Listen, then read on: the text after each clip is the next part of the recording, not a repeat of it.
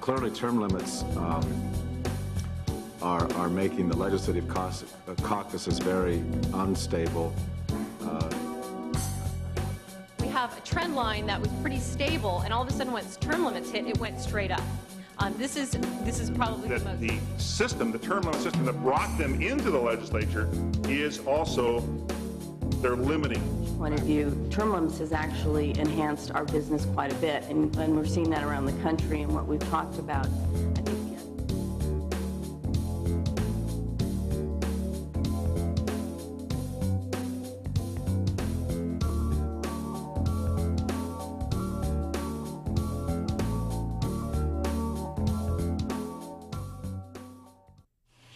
Well, I'm Elaine Alquist. I represent Silicon Valley and in the California State Assembly, and this is my 5th year. And with term limits, I am the senior member of the Assembly delegation in the Assembly, the senior member in the Santa Clara Assembly delegation.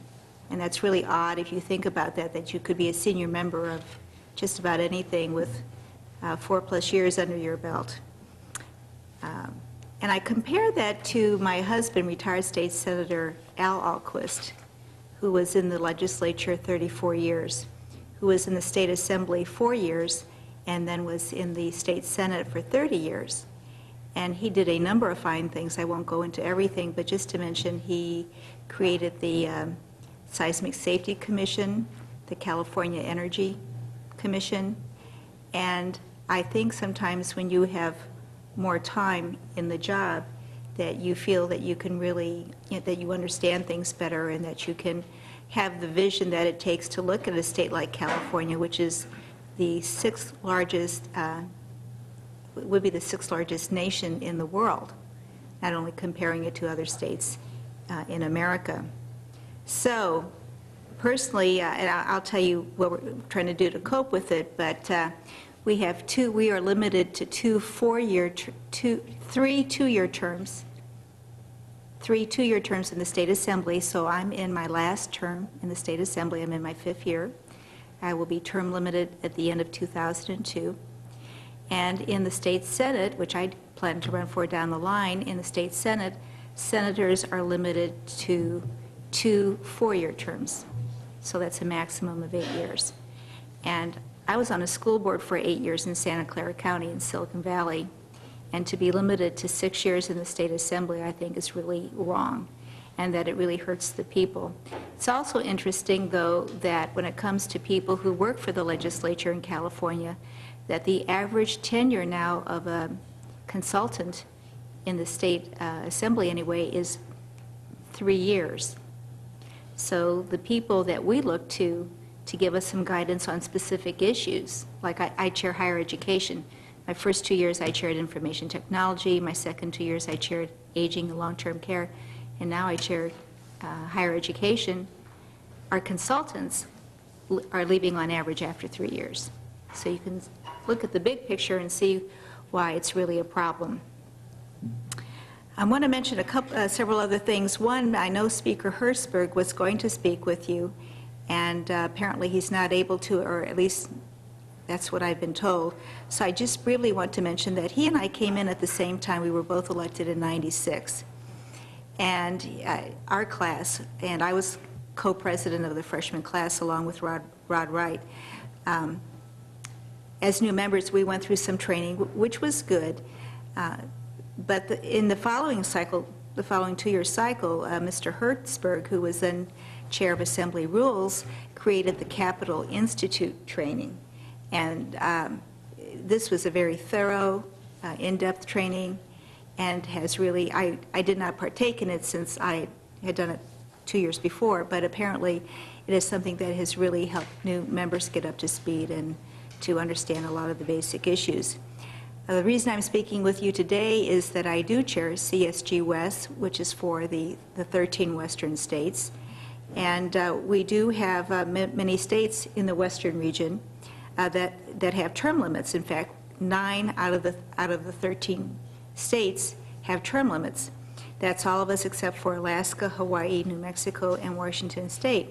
And especially for a state like California, it's especially difficult because we are really a full-time legislature.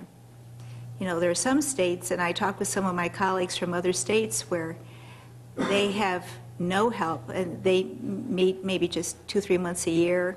They don't even have a secretary. They're doing their own typing and everything. And so our state is very different, and we really need people to be around who can be around for a longer length of time. In CSG, we have created the Western Legislative Academy, and last year was its first year. And it's a 3.5-day intensive training designed for lawmakers in their first 4 years of service. We take a class of about 40 legislators who come from within that whole Western region, and to try and give them some training in areas that will be helpful to them. This includes, we do team building. We take legislators to the U.S. Air Force Academy, where they undergo some of the adventure-based training that cadets and officers experience. I had really advocated for having this piece in the program because the year before, as a toll fellow, I had experienced the ropes training, and it was the one thing in the whole toll fellows program, which was a national program, that I was just a little fearful of doing, even though I had taken karate for 7.5 years as an adult, starting at age 40. Really? Yes. I'm now 56. I did it for 7.5 years with my sons.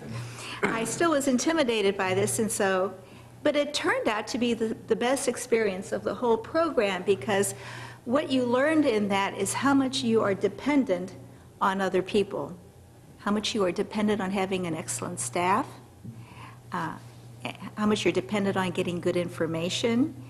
And so although the rope training was exciting to say the least, I think I learned the most from that.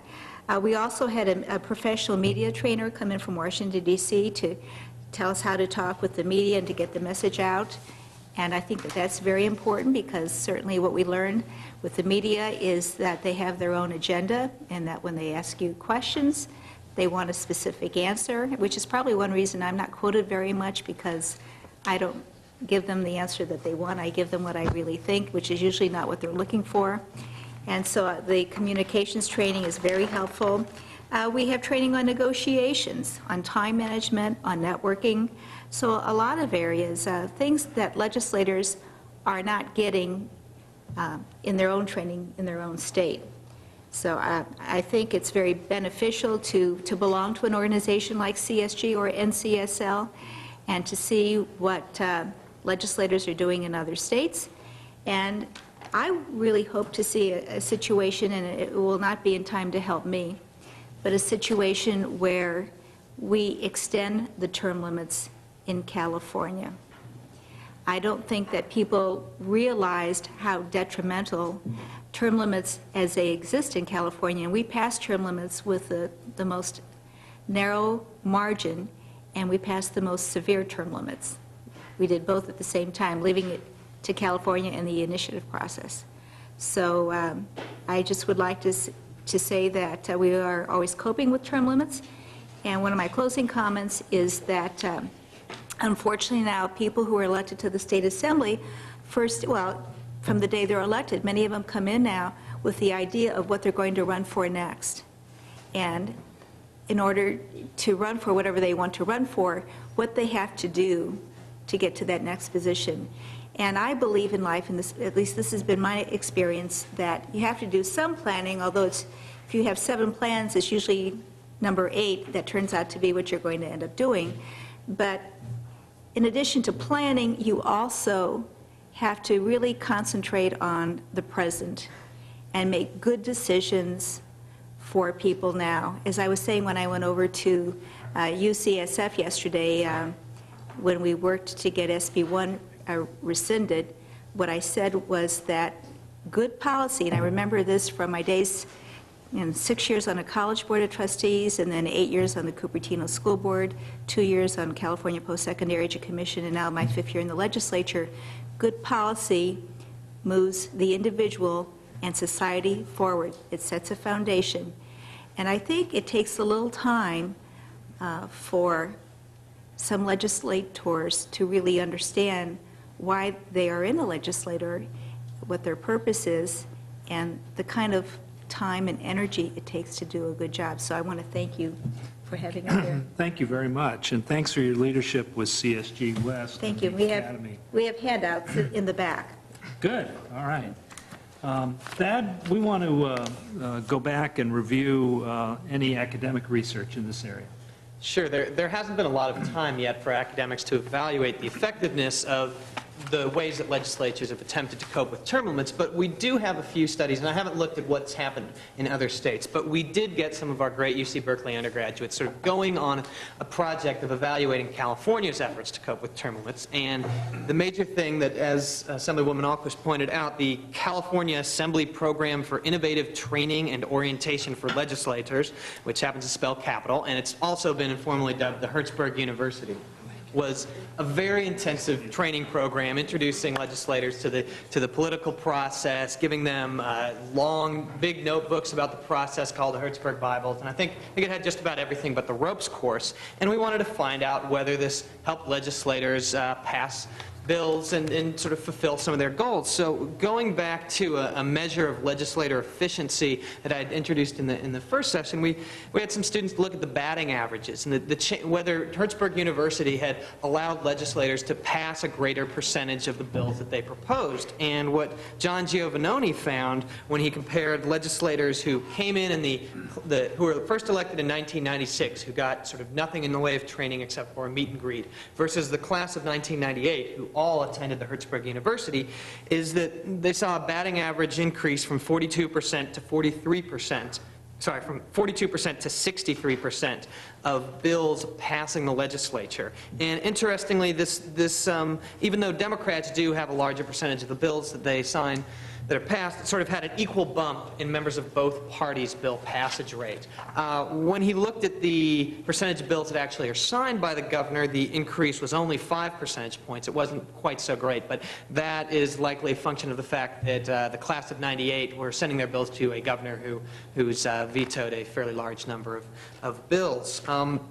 Another student, Octavio Tiznato, looked at what type of legislators benefited most from the Hertzberg University, and he sort of randomly sampled 10 legislators in each class, and he separated it into legislators who come in with experience working in the building, people like Fred Keeley, Dion Aaron, who had been longtime staff members. And they, in both classes, they passed about 57% of the bills that they authored or jointly authored. They always did fairly well. Also, folks who came in with local government experience had some ideas, and they passed 54 and 50% of their bills. They did fairly well. The big difference came in members who didn't have either a Sacramento staff or a local government elected official background, people who came from some other walk of life. The class that came in before Hertzberg University averaged about a 45% batting average, while those who went through this training process averaged 57%. So it seemed to really help the class of 1998. And finally, a study that Ed Wilson did showed that there is a lot of hope for the new members who came in 1996, because he compared the learning curves of legislators before and after term limits. And there are a couple charts here that are hard to read, but the darker colored line, the line that slopes up, is the line that represents legislators after term limits. After term limits, legislators greatly increased from their first to second term percentage of bills that they passed and the percentage of bills that they got signed. And he compared this to members who came in 1987 and how much they improved from their first to second session, and he found a fairly flat learning curve that in the case of bills that actually got signed, it actually declined before term limits. So there's some evidence here that legislators are learning more quickly on their own how to pass their bills, and also that they were greatly helped by the Hertzberg University, and we'll be bringing these findings over to Speaker Hertzberg's office later on.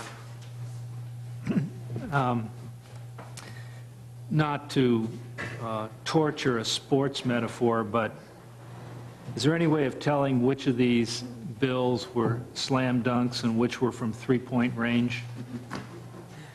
Well, one way is the Senate Office of Research, I think, puts out a list of the major legislation every year, and so you can see, what percentage of these things were freshmen working on things that became major bills. Another way is to look at how a committee like your committee, the price tag that a fiscal committee puts on a bill. Another way is to look at just by what percentage it passed on the floor. So those are some ideas. We haven't worked on them yet, but it's a good idea. Okay, so we want to react to that and ask our panelists to talk about how legislatures, not just here in California, are coping with the phenomenon of term limits with respect to preparation of staff and members. Rich Jones is the Director of Legislative Programs for the National Conference of State Legislatures, the other major organization nationally that represents legislators in the various states. So, Rich, what's happening elsewhere? Thank you. A fair amount, actually. There's a number of, there's 19 states, excuse me, throughout the country that have term limits. They have become effective. In other words, legislators are actually being termed out of office in 11 of them. And the 8, they're still yet to take effect. They will take effect with the 2002 election. We've been undertaking a rather, I would say, narrow study of term limits. We're directed, the current president of NCSL was Senator Jim Costa from here in California. And several years ago, he had asked us to look at some of the states that have term limits and to find out two things. One, what are the effects on the legislative institution and the processes? And secondly, what are legislatures doing to deal with the effects of term limits? And we selected several of the states that had term limits that had taken effect early on in the 90s. We looked at Colorado, Maine, Michigan, Oregon, and Arkansas. We gathered a fair amount of background on the states. We did some interviewing in those states and developed some preliminary findings. As a result of that work and some work actually with Bruce CAIN and some other academics and the Council of State Governments, we're in the process of, we have a grant proposal in to start a much broader national study of term limits, where we'll do some case studies in 12 states and look more carefully at the demographic changes across time and across the country. We're very excited about that and hope that that project will actually begin this June. But in terms of looking just at what states are doing with respect to term limits and try to coping with them, there's about four things, four very broad general approaches that legislatures have taken. One, they've looked at their training and orientation programs. Thad mentioned the Hurstberg University here in California being an example of that. Secondly, some have looked at changing the rules and processes and the procedures to try to help mitigate the effects of term limits. Three, some of the states have looked at different approaches to identifying leaders and selecting those leaders in advance. And the fourth action that the number of states and legislatures have looked at has been the repeal and or amendment of term limits, the notion of stretching them out beyond the 6 or 8 years to 12 or 14 years in some cases. In terms of training and orientation, this is obviously the most obvious thing that legislatures would do. It goes right to the major effect of term limits, and that is the inexperience of the members.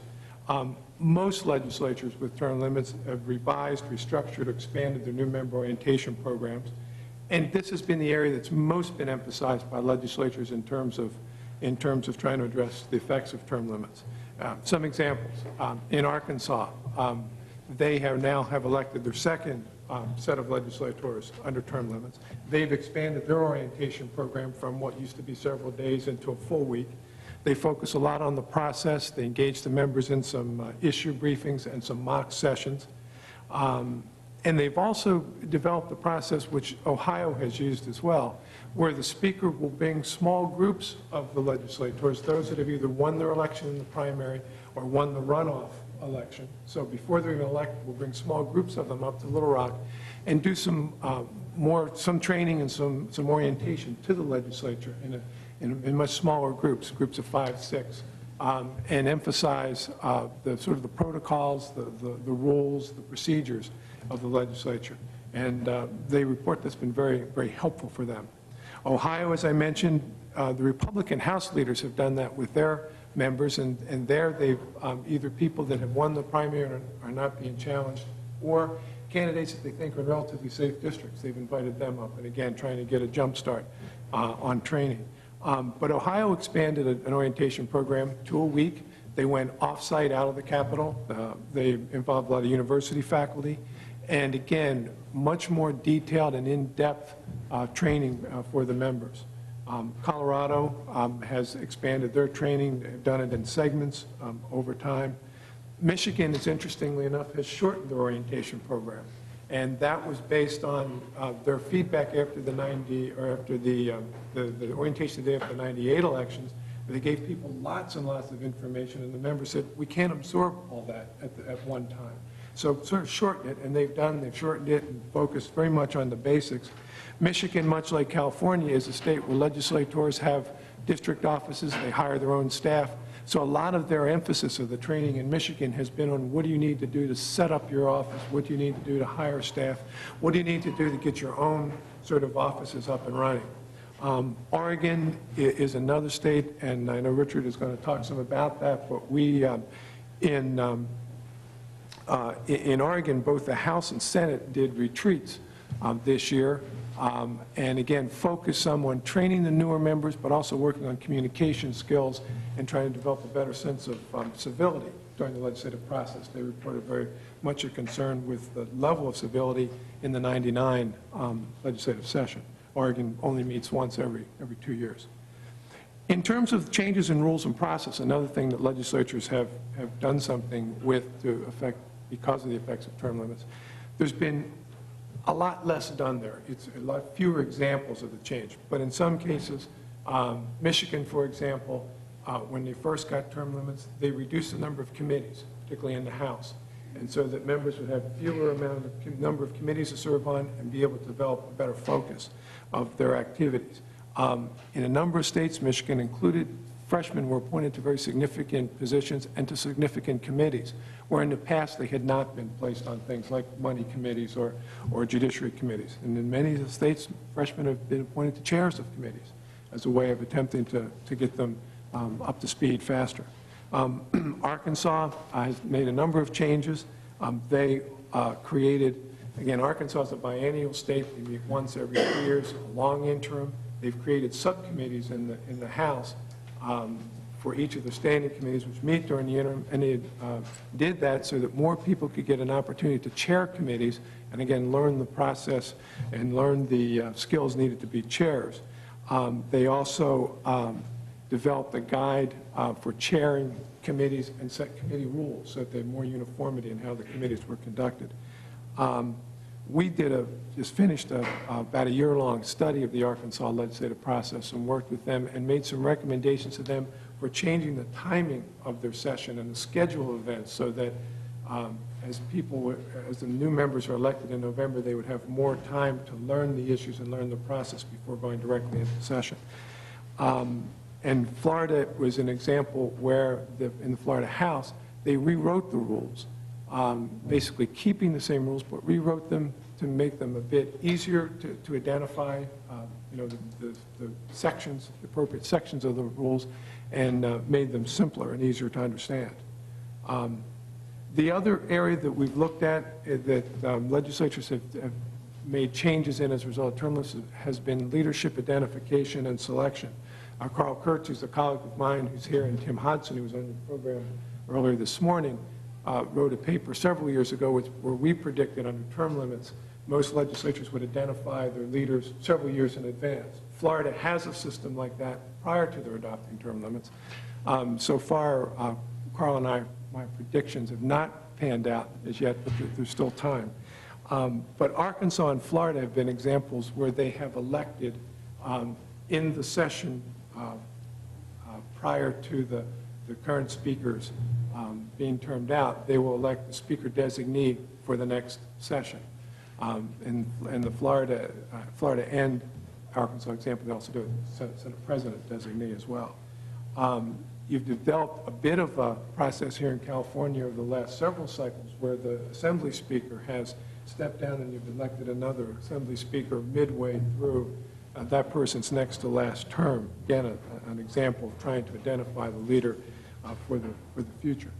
A number of other states have identified front runners for leadership, but they haven't gone and actually selected who those leaders would be.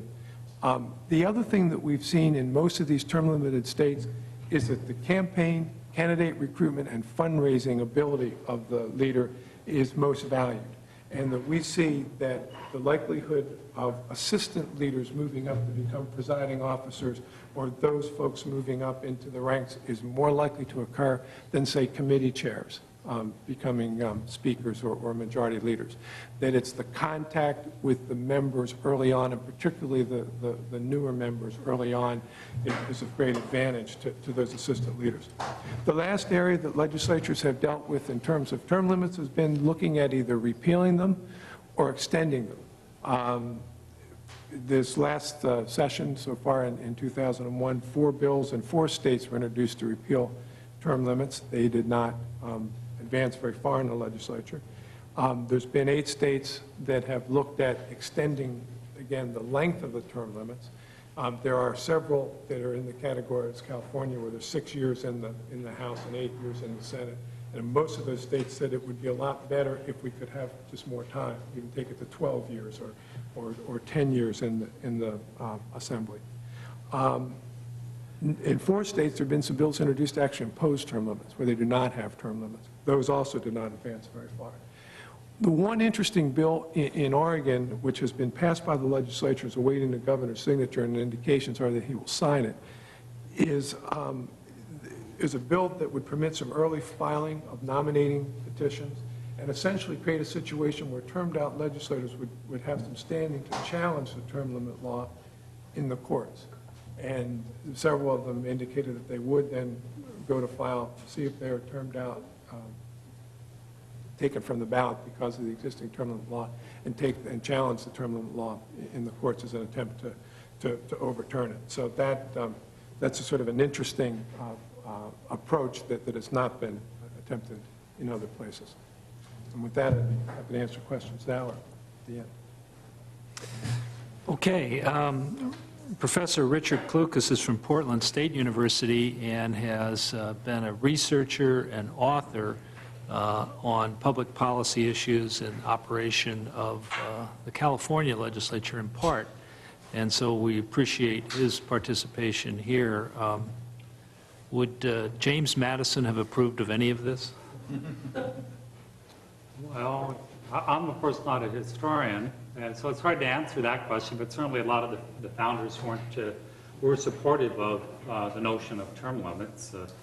Maybe we should have got Petrarca from Irvine to come here and give us the history of all of that. But I can talk about coping. Good. Is what I would do. And since I'm here as the academic, I suppose, on this committee, maybe I can take an academician's spin on it, though, nonetheless. A lot of, we've talked about the problems confronting the states because of term limits, the changes that are occurring in the states because of term limits. For those of us who study legislative politics, we're more than just simply interested in the specific ramifications of term limits. We're interested in understanding sort of larger questions about the way that legislatures work and what causes some legislatures to work in some ways and maybe not work in others, and some other states to work in other ways. We're interested in why and how legislatures change and what causes them to change. We're interested in how the differences in the states and state legislatures affect the way that they behave and affect how they cope with different types of events, political events, and so on. So term limits is of interest to me, personally, on a level to see what it'll do to California, which I studied for quite some time, and Oregon, which is where I'm living now. But at the same time, from a scholarly perspective, I'm interested in, well, what does all of this mean in sort of a bigger picture about how legislatures work and how they change, and what can we learn about legislatures, not necessarily just about California's legislature.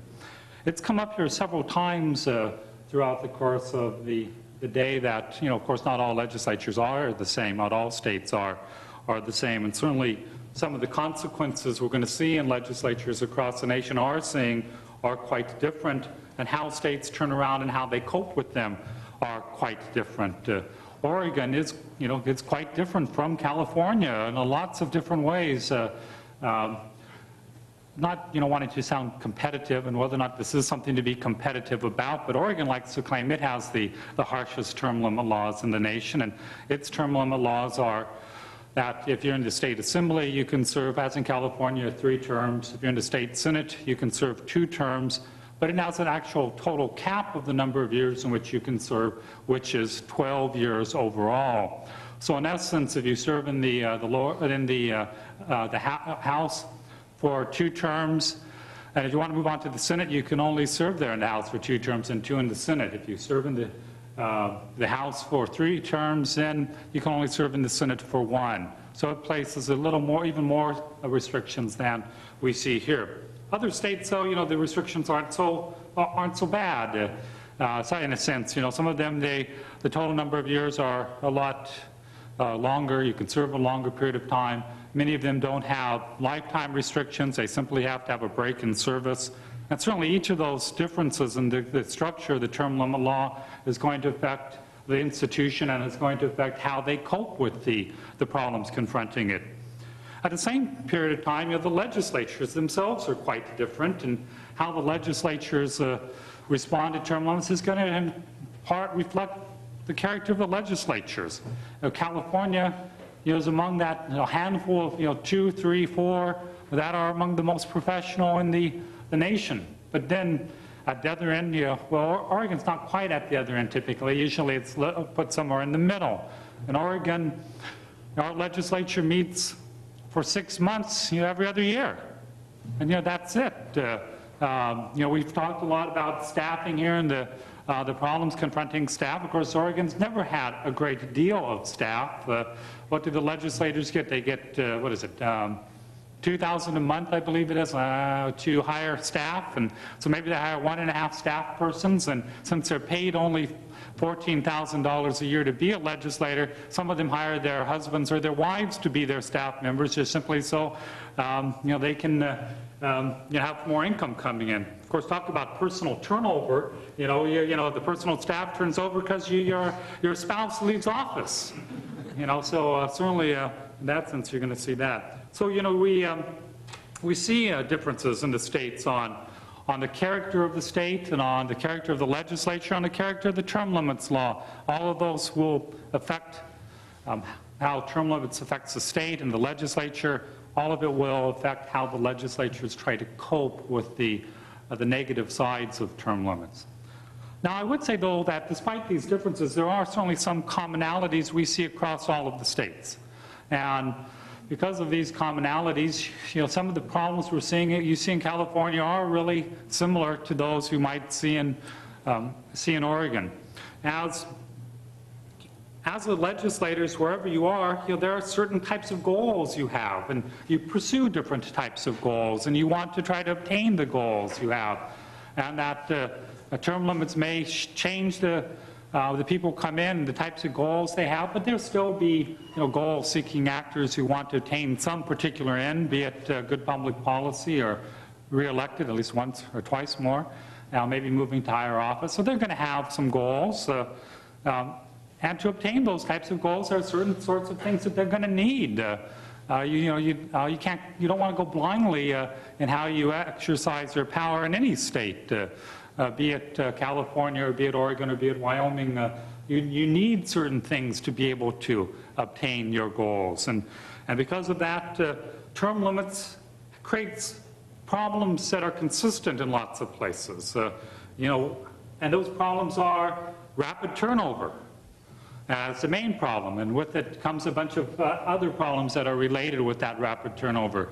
A lack of expertise, a lack of knowledge, a lack of a rise in instability, and other ones as well, but those are some of the most important ones. A decline in knowledge, a decline in expertise, a rise in instability. In some way or another, you want to try to cope with those particular problems that confront you. Even in a place like Oregon that pays poorly and members tend not to stick around to make a career out of legislative service. Certainly some of them do. And even of those who don't, well, many of them still want to go into lobbying, like we've talked about here, and go into higher office and do other things. And when they serve in that, the legislature, they want to, obtain whatever types of end goals they seek. Same time, there's political expectations on them by the public, by constituents to address problems, to address local problems, to address state problems. And so there's pressure on them to somehow or another respond to these demands, these pressures. You introduce term limits, it leads to a decline in knowledge, it leads to a decline in expertise, it leads to instability. You're still going to have to adapt some way. You're still going to have to find some sort of ways that you can overcome these problems that are created. You know, so what do you do? How do you cope? Which is what our question was up here. You know, Rich Jones really has my list right here about most of the same types of things I talked about is what is going on in the states. Maybe you mentioned one I wasn't, but the main, you know, concerns are, well, first of all, trying to figure out ways to compensate for the loss of knowledge and the loss of expertise. And how do you go about doing that? Well, certainly one way is through training programs, as Hertzberg U might have, or at Portland State 2 years ago, we helped run the training program for the legislators. Of course, the Speaker of the House and the President of the Senate were both Portland State graduates, so I think that's why we had it that year. And this last year, since they're both gone, it no longer is at Portland State. But we certainly had them, and of course, there was a retreat to deal with the problems of incivility that were destroying the previous legislative session. It's not just you know, training, though. I mean, there are other ways one wants to compensate for a lack of knowledge. As Rich brought up, you know, you just can't learn all of that in one meeting at the beginning of the year. So some states are talking about having regular meetings, or in Colorado, for example, they produced guidebooks, improved guidebooks to try to give to the committee chairs, the leaders, so that they immediately know what it is that they have to do and how they go about doing it. The Secretary of our Senate, Judy Hall, who is the incoming president of the American Society of Legislative Clerks, is now putting out a weekly bulletin, a one-page bulletin on one particular rule. Just simply, she figures you can't get a legislator's attention on a whole bunch of changes, but let's talk about them one by one, and I'll send out one each week. I've also heard talk in some states, although I forget where, about mentorship programs, attaching senior members to new ones to try to teach them about the process. That's one way to learn to gain knowledge. Another way that has been talked about in the scholarly literature and elsewhere is an increased dependence on staff. Now, I won't necessarily mean that's automatically more power for staff. I mean, maybe it is more power. I did read a survey a few years ago on staff members that say, you know, 70% of their questions deal with technical questions, or, you know, where's the restroom, or some other things like that. If that gives them power control over to the men's room, so be it. But in many cases, some states are seeing their staff get hit up with more questions, more concerns, and so they're trying to cope with it. In Oregon, the leadership has hired more staff in the central leadership to try to cope with to be able to answer questions better.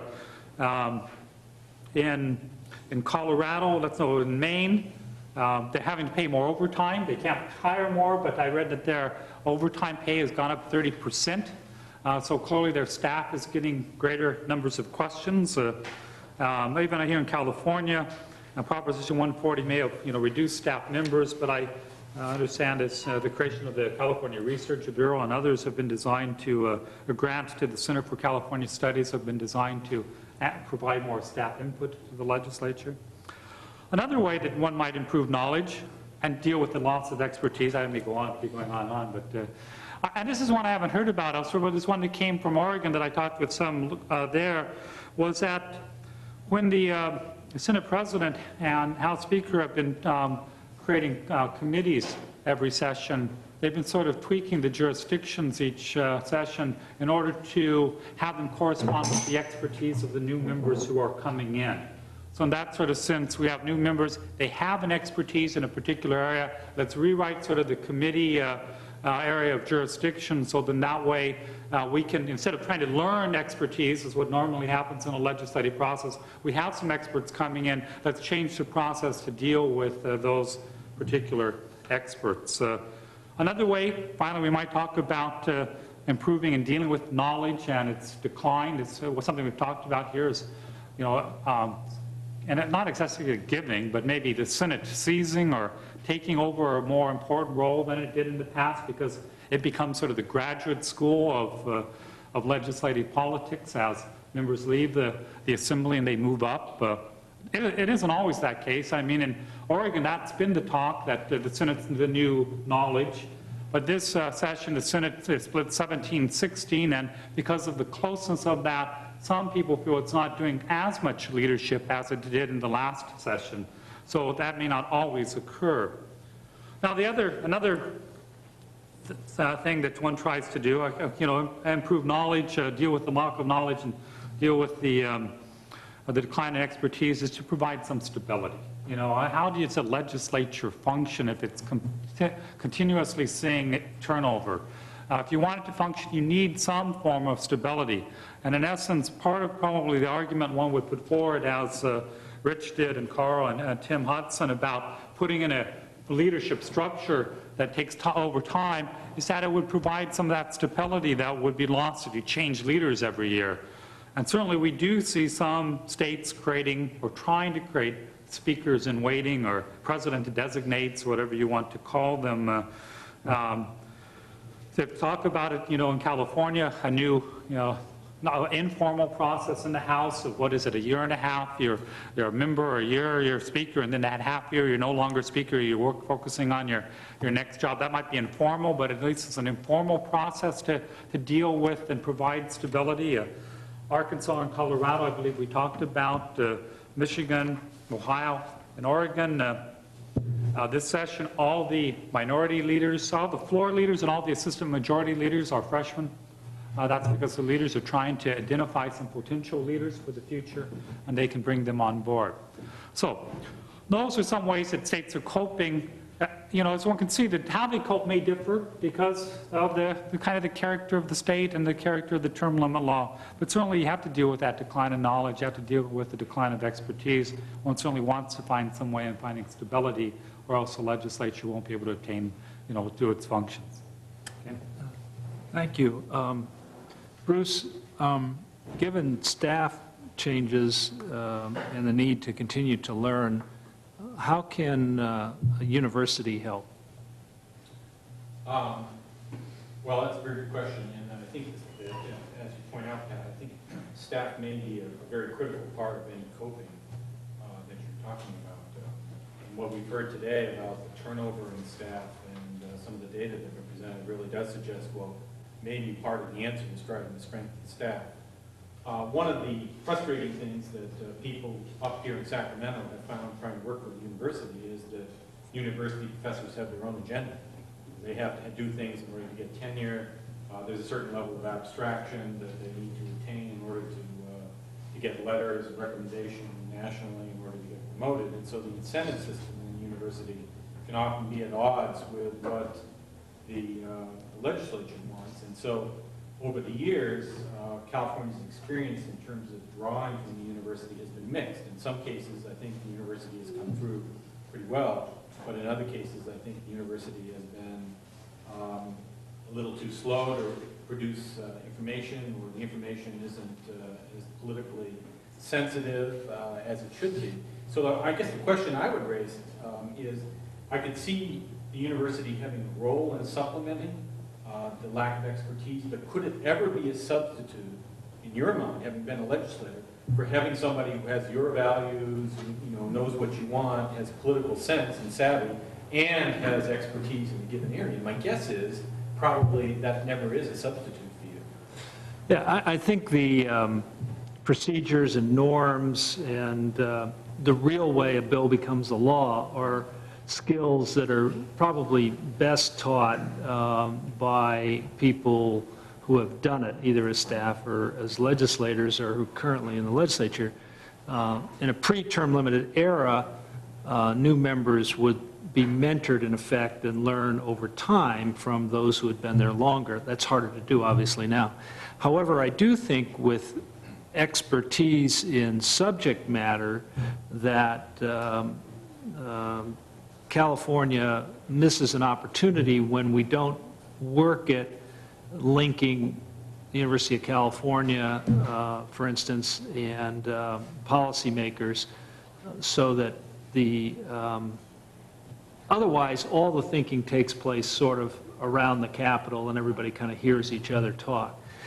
So to the degree that we work on that aspect, I think would be constructive. Right, I think finding the proper role Yeah. where the university expertise could be helpful. And one of the interesting things that we haven't talked about today when we talk about staff is that what happened after 1990 also affected the SOR, the AOR, Senate Office of Legislative Research, yeah, yeah. a lot of the sort of, if you like, Legislative not analysts. member-specific, but sort Yeah. of institution-specific research Yeah. arms got cut. Yeah. Because Prop 140 really had two elements of it. One was Yeah. a cut in the budget of the legislature, and the other was the term limits.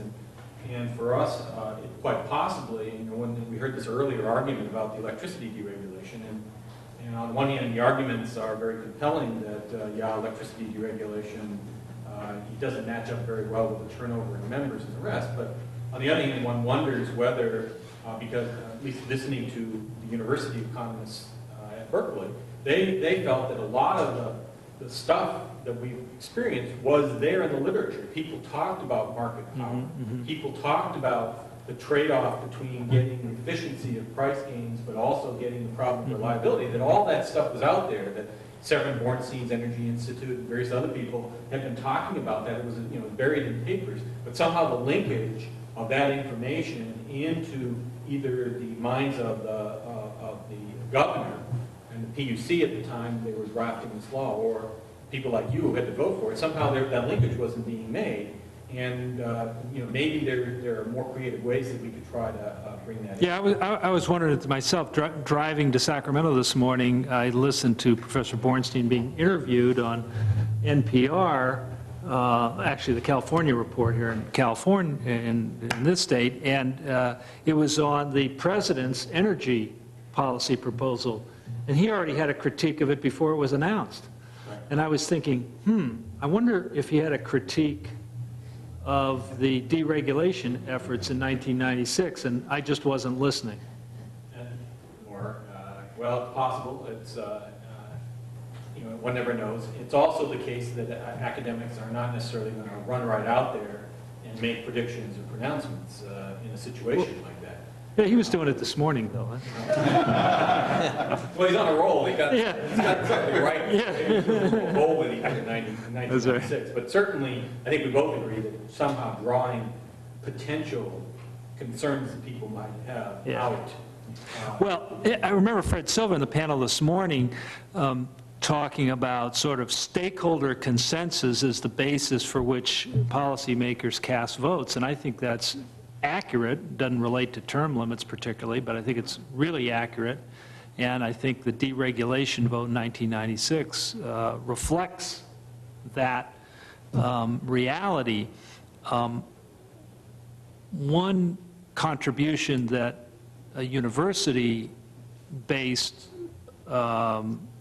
research or opinion can offer is independent thought, a different point of view. And even though we have resources attached to the legislature, including the very fine legislative analyst's office, either by effectively being understaffed or by being a unit of the legislature in any event, they don't represent a strong, independent voice that has to be dealt with. So maybe in the future, some of these issues, and it's energy now, or it's traffic congestion another day, the university might be of continuing help to the legislature. No, I think it's a good point.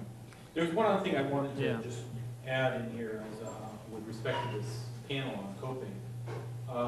A kind of assumption in our discussion so far is that coping means getting the legislature, and in particular the Assembly, back to the level of competence and expertise that we think it had. We're not sure, but we think it might have had in the 80s.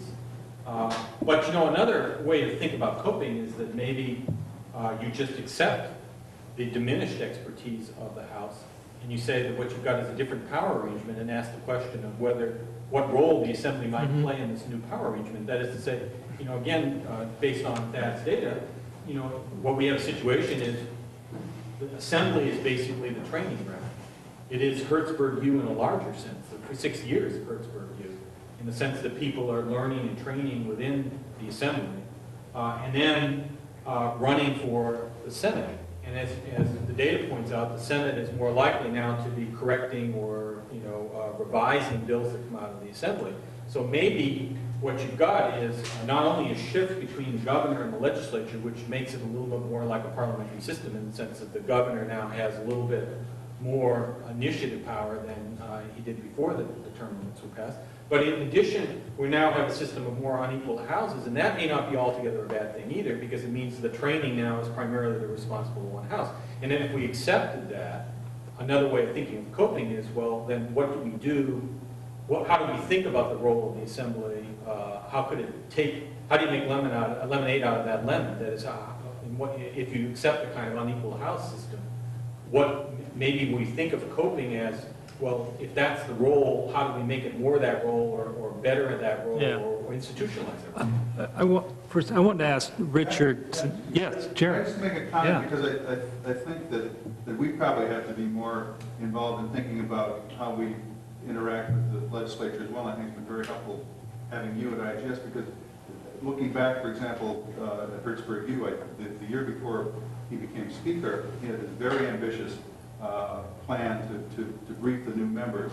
And we were involved, UCLA was involved, George was involved, and he wanted to put together a series of briefings on a series of issues on education and hope.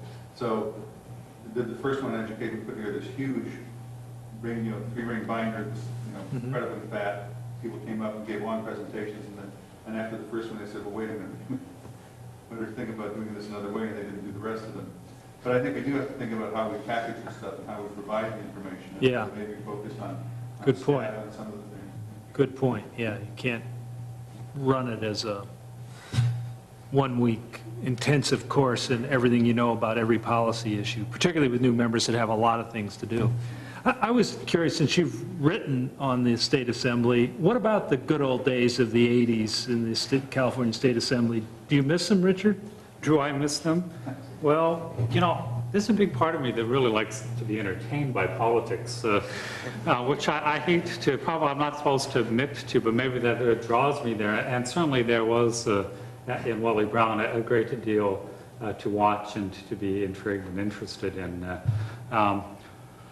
To some extent, I guess I fall into the camp that believes a lot of what happens in legislatures reflects society and events that happen in society, and reflect electorate and how the electorate falls in particular sorts of ways. And well, I don't want to read in too much to Bruce's comment, but he seemed to suggest a little bit of a shift where the Assembly perhaps was less significant or less powerful vis-a-vis the Senate, but it provided an important training ground, if you will, for the work of the Senate.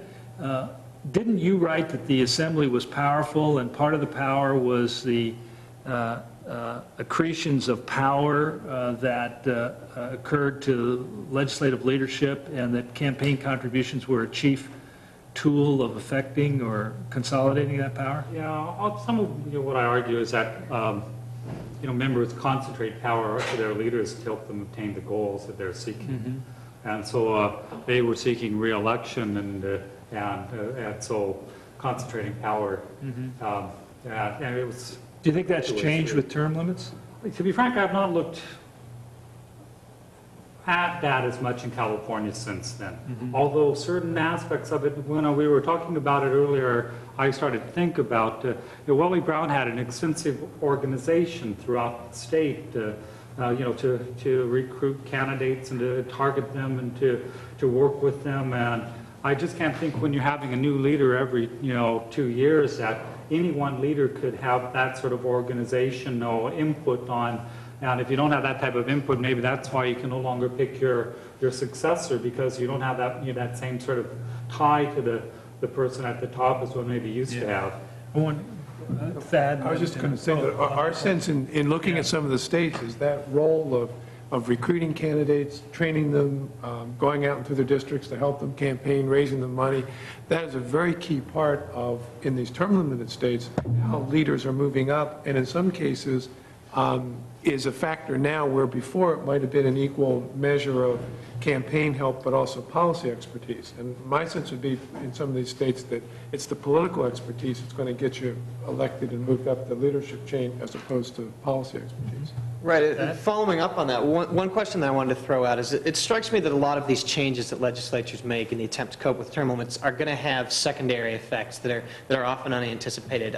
One thing is that I was talking to someone in the Florida legislature last fall, and they were saying, well, we have all these new members coming in 2000. We don't know what committee to put them on. We don't know how reliable these folks are. So we're going to put them on committees for 6 months, and it'll be a probationary period, and then we're going to reassign things. And that may be one way to deal with term limits, but it's also something that's going to greatly decrease the power of committees, possibly, because people are always looking over their shoulder. Another thing is if legislatures decide to have these apprenticeship programs where they're going to select future leaders after their first term, well, what do they have to evaluate them upon but their fundraising expertise? Because they can't really see how much of a policy expertise and how well these people handle the process sometimes. Or as Richard was saying, more staff being hired being run out of the majority leaders' offices in Oregon. Is that going to centralize power? So I think that it's interesting to keep in mind how these changes are also going to reshape legislatures again. I would say money has been important in California in that selection for 3 decades or longer. Be it Andrew or Monahan or Moretti, all of them were expert fundraisers. And what we're seeing in other states was happening before term limits occurred. I think there are now, almost all the states now have legislative campaign committees that work with the legislatures.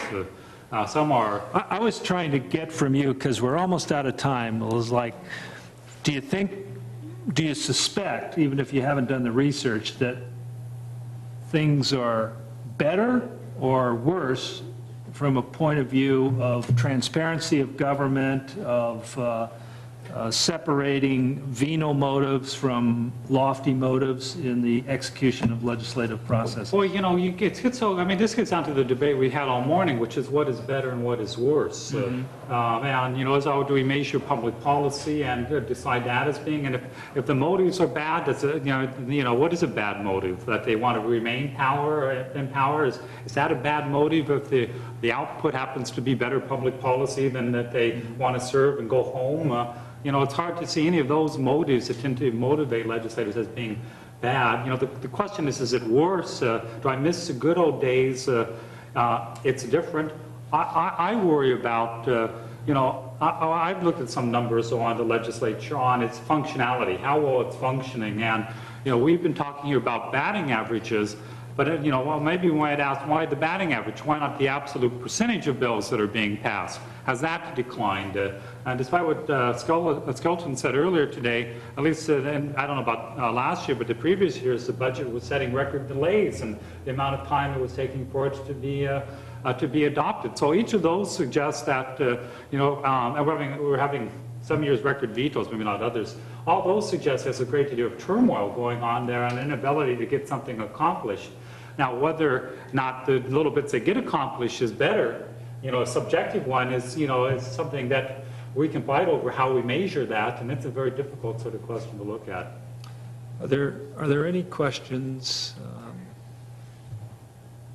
Okay, I want to thank the panelists for their participation. We'll take a break and come back at 3 o'clock with our... I just asked and no one responded. Okay, we'll break until 3. Clearly, term limits are making the legislative caucuses very unstable.